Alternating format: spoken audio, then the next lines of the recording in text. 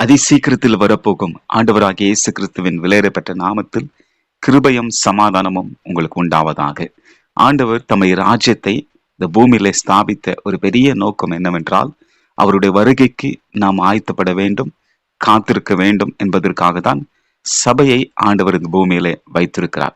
எனவே அந்த நோக்கத்தோடு கூட மீண்டுமாய் இயேசுவின் வருகை குறித்த ஒரு பதிவை இன்றைக்கு நாம் பார்க்க போகிறோம். இதன் தலைப்பானது இயேசுவின் 2ஆம் வருகையும் நோவா பேழையும் என்று சொல்லி சில காரியங்களை பார்க்க போகிறோம். இதனுடைய கீவர்ஸை முதலாவது நாம் படிக்கலாம். மத்திய சுவிசேஷ புஸ்தகம் 24ஆம் அதிகாரம் 37ஆம் வசனம். நோவாவின் காலத்தில் எப்படி நடந்ததோ அப்படியே மனுஷகுமாரன் வரும் காலத்தில் நடக்கும். அருமையானவர்களே, இந்த வார்த்தைக்குள்ள நாம் போவதற்கு முன்பாக நோவா பேழை பற்றி சில காரியங்களை நாம் அறிந்து கொள்ள போகிறோம். நோவா பேழை குறித்து நாம் படித்து பார்க்கும்போது மனுக்குலம் எப்படி காப்பாற்றப்பட்டது நோவா பேழையின் மூலமாக என்பதை நாம் அறிந்து கொள்கிறோம். அது மாத்திரமல்ல, மிஞ்சின அக்கிரமத்தை ஆண்டவர் எப்படி அடித்தார் என்பதையும் இதில் நாம் தெரிந்து கொள்கிறோம். அது மாத்திரமல்ல, ஒரு பக்கம் கிருபை, இன்னொரு பக்கம் கீழ்ப்படிதல். தேவனாய் கர்த்தர் நோவாக்கோ கர்த்தருடைய கண்களிலே கிருபை கிடைத்தது என்று வேதம் சொல்லுகிறது. கிருபைனால அவ்வளவு பெரிய பேழை உண்டாக்கி காப்பாற்றினார். அது மாத்திரமல்ல, கீழ்ப்படிதல் ஒரு பக்கம். கிருபை மாத்திரமல்ல, கீழ்ப்படிதினாலும் தன்னுடைய குடும்பத்தை நோவா காப்பாற்றினான் என்று வேதம் சொல்லுகிறது. அப்ப இதிலிருந்து நாம் என்ன தெரிந்து கொள்கிறோம் என்றால், வேறு கிருபை மாத்திரம் என்றால் மற்றும் போதாது, கீழ்ப்படிதலும் நமக்கு தேவை. அதே போலவே கீழ்ப்படிதல் இருந்தால் மாத்திரம் போதாது, இன்னொரு பக்கம் தேவ கிருபை இல்லை என்றால் எதுவுமே நம்மால சாதிக்க முடியாது. இதை நாம் அறிந்து கொள்கிறோம். அது மாத்திரமல்ல, நோவா வேதம் சொல்லுகிறது A to Z இருந்து, அதாவது துவக்கத்திலிருந்து முடிவு வரைக்கும் விசுவாசத்தினால நடத்தப்பட்டான். அதனால்தான் விசுவாச வீரருடைய பட்டியல்ல நோவாவுடைய பெயர் வருகிறது. அதை குறித்து எழுதப்பட்டிருக்கிறது. அது மாத்திரமல்ல, இயேசுவின் 2ஆம் வருகைக்கு இந்த நோவா பேழை, இந்த வெள்ளம் ஒரு பெரிய இல்லுஸ்ட்ரேஷனாக, ஒரு பெரிய உதாரணமாக சொல்லப்பட்டிருக்கிறது. அதனால்தான் ஆண்டவராகிய இயேசு கிறிஸ்து மிக தெளிவாக நோவா காலத்தில் எப்படி நடந்ததோ அப்படியே மனுஷகுமாரன் காலத்தில் நடக்கும் என்பதாக ஆண்டவராகிய இயேசு கிறிஸ்து சொல்லியிருக்கிறார். இந்த நோவா பேழை ரட்சிப்புக்கும் அடையாளமா இருக்கிறது. அதை பற்றி எபிரேயருடைய ஆசிரியர் சொல்லுகிறது பாருங்க. எபிரேயர் 11ஆம் அதிகாரம் 7ஆம் வசனம். விசுவாசத்தினாலே நோவா தற்காலத்திலே காணாதவர்களை குறித்து தேவ எச்சரிப்பு பெற்று பயபக்தி உள்ளனாகி தன் குடும்பத்தை ரட்சிப்பதற்கு பேழை உண்டு பண்ணினான். அதனாலே அவன் உலகம் அக்கினைக்குள்ளாய் திருத்ததென்று விசுவாசத்தினால் உண்டாகும் நீதிக்கு சுதந்திரவாளி ஆனான்.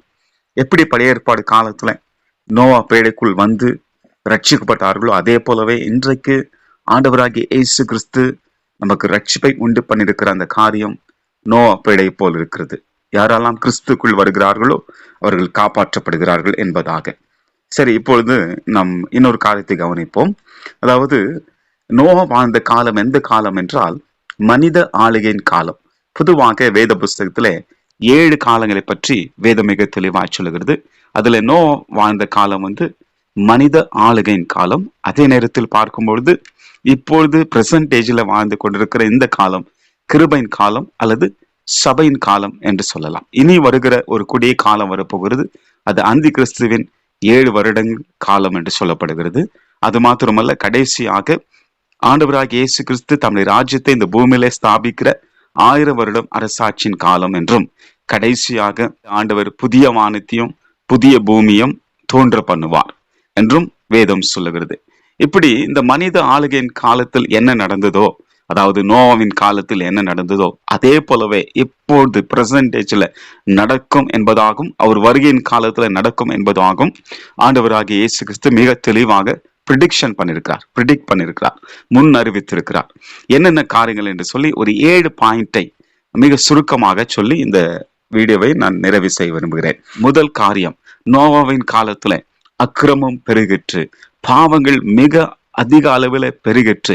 எந்த அளவுக்கு என்றால் தேவனுடைய உள்ளம் மிக துக்கப்படுத்தும்படியாகவும் அவர் மனுக்குலத்தை அழிக்க வேண்டும் என்ற அந்த எண்ணங்கள் அவருக்குள் உண்டாகத்தக்கதாக அத்தனை பெரிய பாவங்கள் பெருக ஆரம்பித்தது, பெரிய லெவல்ல போக ஆரம்பித்தது. எப்படிப்பட்ட பாவம் என்றால், மனித வித்தை அழிக்க வேண்டும் என்று சாத்தான் திட்டம் போட்டு ராட்சதர்களை உண்டு பண்ணி இப்படியாக அந்த மனுஷ இனத்தையே அழிக்க வேண்டும் என்ற நோக்கத்தோடு செயல்பட்டார். அதனால்தான் ஆண்டவர் அவ்வளவு தீவிரமாக ஒரு முடிவை எடுத்து இந்த உலகத்தை ஆண்டவர் அடித்தார். இந்த காலத்திலும் அக்கிரமம் அதிகமாக பெருகிற்று. வாலிப பிள்ளைகள் அழிந்து கொண்டிருக்கிறார்கள். சோசியல் மீடியாவை அபியூஸ் பண்ணுவது, போனோகிராபி பார்ப்பது, ஹோமோசெக்சுவாலிட்டி என்னமாய் பார்க்கும்போது பல பாவங்கள் பெருகி இருக்கிறது. அந்த நாட்களை காட்டிலும் இந்த நாட்களில அதிகமான பாவங்கள் பெருகி கொண்டிருக்கிறது. சபைக்குள்ள வந்து நுழைந்து கள்ள உபதேசங்களும் கள்ள தீர்க்க தரிசனங்களும் உள்ள நுழைந்து சபையை நாசப்படுத்துகிற பாவங்கள் இன்றைக்கு பெருகி இருக்கிறது. 2வது பாயிண்ட், அசட்டைத்தனம். அதாவது பைபிள்ல 2 பேதுரு புஸ்தகத்தை நாம் படித்து பார்க்கும்போது, நிருபத்தை படித்து பார்க்கும்போது அதுல நீதியை பிரசங்கித்தவனாகிய நோவா என்று வேதம் சொல்லுகிறது. அப்பொழுது நோவா ஒரு நீதியை பிரசங்கித்திருக்கிறார். ஏதோ வெள்ளம் வரப்போகிறது, நீங்கள் மனம் திரும்பி இந்த பேழைக்குள்ள வாங்கல் என்பதாக நாம் அப்படி புரிந்து கொள்ள வேண்டும். அப்படி அவர் அறிவித்திருக்கிறார் என்று சொல்லி தொலைநோக்கு பார்வையோடு கூட பேதுரு சொல்லுகிறார். அப்போ அந்த வார்த்தைகளை இவர்கள் அசட்டை பண்ணினார்கள். அந்த நாட்களிலே, நோவா வாழ்ந்த நாட்களிலே ஒருவேளை இப்படியாக நோவா சொல்லியிருப்பார், வாருங்கள், மழை வரப்போகிறது, வெள்ளம் வரப்போகிறது, நீங்க அழிந்து போவீர்கள், பேழைக்குள்ள வந்து விடுங்கள் என்று சொல்லி ஒருவேளை அழைப்பு கொடுத்திருக்கலாம். ஆனா இவர்கள் என்ன பண்ணார்கள்? அசட்டை பண்ணினார்கள். ஒரு அசட்டைத்தனம் இருந்தது. எதை அசட்டை பண்ணினார்கள்? வார்த்தையை அசட்டை பண்ணினார்கள். அருமையானவர்களே, இன்றைக்கும் நீங்க பாருங்க, இன்றைக்கும் இந்த நவீன காலத்துல வார்த்தைகள் அசட்டை பண்ணப்படுகிறது. இயேசுவின் வருகை குறித்து பேசும் பொழுதும் அல்லது சுவிசேஷம் அறிவிக்கப்படும் பொழுதும் அநேகர் அசட்டை செய்கிறார்கள். தேவனுடைய வார்த்தையை அசட்டை பண்ணுகிறார்கள். தேவனுடைய வார்த்தை கவனிக்கிறது இல்லை. ஈவன் சபையிலும் நீங்க பாத்தீங்கன்னா, அதாவது தேவனுடைய வார்த்தைகளுக்கு முக்கியத்துவம் கொடுக்கறது கிடையாது. மற்ற எல்லாத்துக்கும் இம்பார்ட்டன்ஸ் கொடுப்பாங்க. பாடல், ஆடல் எல்லாத்துக்கும் இம்பார்ட்டன்ஸ் கொடுப்பாங்க. ஆனால் கர்த்தருடைய வார்த்தைக்கு மாத்திரம் முக்கியத்துவம் கொடுக்க மாட்டார்கள். கர்த்தருடைய வார்த்தைக்கு மாத்திரம் ஒரு இம்பார்ட்டன்ஸ் கொடுத்து அதை கேட்க வேண்டும், கவனிக்க வேண்டும் என்று சொல்லி அப்படி அவர்கள் என்ன செய்வார்கள் என்றால் அதை கவனிக்க மாட்டார்கள். ஆனால் வேதத்தில் ஆண்டவர் என்ன சொல்லியிருக்கிறான்? என் மகத்துவங்களை நான் எழுதி கொடுத்தேன். அவர்களோ, இஸ்ரவேல் மக்களை பார்த்து சொல்கிறார், அவர்களோ அசட்டை பண்ணினார்கள் என்று சொல்லி. அந்த அசட்டைத்தனம் எப்பொழுதும் நடந்து கொண்டிருக்கிறது. மகத்துவங்களை ஆண்டவர் எழுதி கொடுத்திருக்கிறார். ஆனால் இன்றைக்கோ திருச்சபை அசட்டை பண்ணி கொண்டிருக்குது. அருமையானவர்களே, கடைசி நம்பிக்கை, ஆண்டோடைய கடைசி நம்பிக்கை எதுவென்றால் திருச்சபை தான். அதுவே அசட்டை பண்ணுமானால் எவ்வளவு காலம் கொடிதா இருக்கும் என்று யோசித்து பாருங்கள். அடுத்த 3வது, அவிசுவாசம். அவிசுவாசம். அந்த நாட்களிலே நோவா சொன்ன காரியத்தை ஜனங்கள் நம்பவில்லை. எங்க மழை வரப்போகிறது, நம் மழையை பார்க்கவில்லை என்று சொல்லி. உண்மைதான், அந்த நாட்களிலே மழை இல்லாமல் இருந்தது உண்மைதான். ஆனால் நோவா சொன்னதே அவர்கள் நம்பிக்கை வைக்கவில்லை. வெள்ளம் வரப்போகிறது, மழை வரப்போகிறது, அதுக்கு தப்பித்துக் கொள்ளும்படி நான் பேழை உண்டு பண்ணிருக்கிறேன், வாருங்கள் என்று சொல்லி அவன் அழைத்த சமயத்துல அவன் வார்த்தையை அசட்டை பண்ணது மாத்திரமல்ல, அவன் வார்த்தையை நம்பவில்லை. அவிசுவாசம் இருந்தது.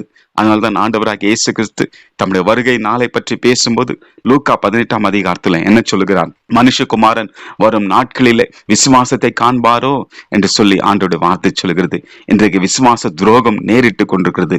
நல்ல கவனிங்க அருமையானவர்களே, இந்த உலகத்துல திருச்சபைகளுக்குள்ள விசுவாச துரோகம் நேரிட்டு கொண்டிருக்கிறது. கிறிஸ்துவத்தில், ஆவிக்குரிய ஜீவத்தில், ஆவிக்குரிய உலகத்தில் விசுவாச துரோகம் நேரிட்டு கொண்டிருக்கிறது. ஆண்டவராக இயேசு கிறிஸ்து மிக தெளிவாய் சொல்லியிருக்கிறார், மனுஷகுமாரன் வரும்போது விசுவாசத்தை காண்பாரோ என்று சொல்லி. 4வது பாயிண்ட், நினையாத வேலை. எதிர்பாராத வேளையில் வெள்ளம் வாரி கொண்டு போனது. அதே போலவே மனுஷகுமாரன் நாட்களிலும் நினையாத வேளையில் இந்த உலகத்தை ஆண்டவர் சந்திக்க வருவார். அருமையானவர்களே, அந்த நாட்களிலே மழை வரும் என்று ஆண்டவர் சொன்னார், வெள்ளம் வரும் என்று சொன்னார்.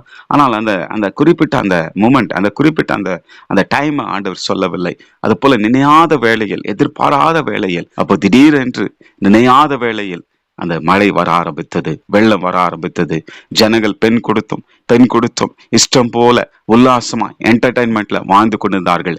எங்க மழை வர போறது, அதெல்லாம் நடக்கிற காரியம் கிடையாது அப்படின்னு சொல்லி தங்களுக்குள்ளே அவர்கள் பேசிக்கொண்டு, தங்களையே ஏமாற்றி கொண்டு, தங்களையே வஞ்சித்து கொண்டிருந்தார்கள். திடீரென்று அந்த வெள்ளம் வந்தது, எல்லாரையும் வாரி கொண்டு போனது. அதே போலதான் இந்த உலகம் பெண் கொண்டும் இப்பொழுதும் பிரசன்ட் ஏஜ்ல பெண் கொடுத்தும் உல்லாசமாய் பலவிதமான என்டர்டைன்மெண்ட்ல போய் கொண்டிருக்கிறாங்க. கிறிஸ்துவர்களே இன்னைக்கு திருந்தாமல், ஆண்டுடைய பிள்ளைகளும் இன்னைக்கு பாத்தீங்கன்னா முக்கியத்துவம் எது கொடுக்குறாங்க? வார்த்தை கொடுப்பதில்லை, சபை கொடுப்பதில்லை, ஆராதனை கொடுப்பதில்லை, மற்ற எல்லா உல்லாச பயணங்களும், உல்லாச என்டர்டைன்மெண்ட்க்கும் கொடுத்து கொண்டிருக்கிறார்கள். அப்படி இந்த உலகம் உல்லாசமாய் வாழ்ந்து கொண்டிருக்கும் போது, இஷ்டம் போல வாழ்ந்து கொண்டிருக்கும் போது, நினையாத வேளையில், வேதம் சொல்லுகிறது, நினையாத வேளையில் அவருடைய வருகை இருக்கும் என்று சொல்லி. விசுவாசத்தினால் வரும் நீதி. பேழை மூலமாய் விசுவாசத்தினால் வரும் நீதி உண்டானது. எப்படி என்றால், நல்லா கவனிங்க. ஆண்டவர் ஒரு நாள் நோவாவை பார்த்து சொல்கிறார், மகனே, இது போல எல்லாருடைய மனுக்குலத்தின் அக்கிரமங்கள் என் கண்ணுக்கு முன்னாடி வந்தது. நான் இந்த மனுக்குலத்தை, இந்த பூமியை அழிக்க போகிறேன் என்று சொல்லி, மழை வெள்ளம் இது போல வரப்போகிறது, இவர் பேடை செய்ய வேண்டும் என்று சொல்லி அதோட டிஸ்கிரிப்ஷன் கொடுக்கிறார். இப்படிதான் அதை உண்டாக்கணும், இவ்வளவு நீளம் இருக்க வேண்டும், இவ்வளவு அகலம் இருக்க வேண்டும், இத்தனை தட்டுகள் இருக்க வேண்டும் என்பதாக எல்லாமே ஆண்டவர் அந்த டிசைன், அந்த மெஷர்மெண்ட் எல்லாமே கொடுத்த சமயத்துல ஒரு வார்த்தையை எதிர் பேசாமல் அத்தனையும் A to Z, அதாவது துவக்கத்திலிருந்து கடைசி வரைக்கும் தேவன் சொன்ன வார்த்தைக்கு முற்றிலுமாய் கீழ்ப்படிந்தான். எதிர்பேசவில்லை, எப்படி ஆகும் என்று சொல்லி கேட்கவில்லை, அதை அப்படியே நம்பினான். அவன் பைபிளை சொல்லுகிறது, நோவா பற்றி காணாததை குறித்து எச்சரிப்பு பெற்று பயபக்தி உள்ளனாகி தன் குடும்பத்தை ரட்சிப்பதற்கு விசுவாசத்தினால் உண்டாகும் நீதிக்கு சுதந்திரவாளி ஆனான். அப்படி என்றால் பை ஃபெய்த், விசுவாசத்தின் மூலமாய் நீதி உண்டாகிறது. யாரெல்லாம் பேழைக்குள்ள நுழையிறாங்களோ அவங்க விசுவாசனால நீதியை பெற்று அவர்கள் காப்பாற்றப்படுகிறார்கள், ரட்சிக்கப்படுகிறார்கள். அதே போலதான் இன்றைக்கும் அவருக்குள்ள வாழும் நமக்கு ஒரு நீதியின் சால்வை போர்த்தப்படுகிறது. அந்த நீதி உண்டாகிறது. அந்த நீதி நிமித்தம் நாம் இன்றைக்கு கிறிஸ்துவுக்குள்ள ஒரு சேஃப்டியா, இட்டர்னல் செக்யூரிட்டியா, அதாவது நித்திய பாதுகாப்போடு கூட நாம் இருக்கிறோம். அன்றைக்கு நோவாவும் அவனுடைய குடும்பமும் 8 பேரும் பாதுகாக்கப்பட்டார்கள், ஒரு தேவ நீதினால பாதுகாக்கப்பட்டார்கள். அதே போல இன்றைக்கு ஆண்டவராகிய இயேசு கிறிஸ்துவை நாம் நம்பும் பொழுது அந்த விசுவாசம் உண்டாகும், நீதிக்கு நாமும் சுதந்திரவாளியா ஆகிறோம். அது மாத்திரமல்ல, 6வது பாயிண்ட், அழைப்பு கொடுத்தான் நோவா. எல்லா மக்களுக்கும் அழைப்பு வந்தது. ஆனால் அந்த அழைப்பை ஏற்றுக்கொண்டவர்கள் உள்ளே வந்தார்கள். அழைப்பை ஏற்றுக்கொள்ளாதவர்களோ, உதாசீனப்படுத்தப்பட்டவர்களோ அந்த நோவா பேடைக்குள்ள வரவில்லை. ஒருவேளை பாருங்க, நல்லா ஒரு கற்பனை பண்ணி பாருங்க. நோவா தனக்கு தேவனால் சொல்லப்பட்ட வார்த்தைக்கு அவன் கீழ்ப்படிந்து தன்னுடைய மனைவிக்கு அதை ஷேர் பண்ணியிருப்பான், தன்னுடைய பிள்ளைகளுக்கு ஷேர் பண்ணியிருப்பான், தன்னுடைய மருமகளுக்கு ஷேர் பண்ணியிருப்பான். அப்போ அவங்களும் என்ன பண்ணாங்க, அந்த தேவ அழைப்புக்கு இணங்கி ஒப்பு கொடுக்கப்பட்டு அவர்கள் உள்ளே நுழைந்தார்கள்.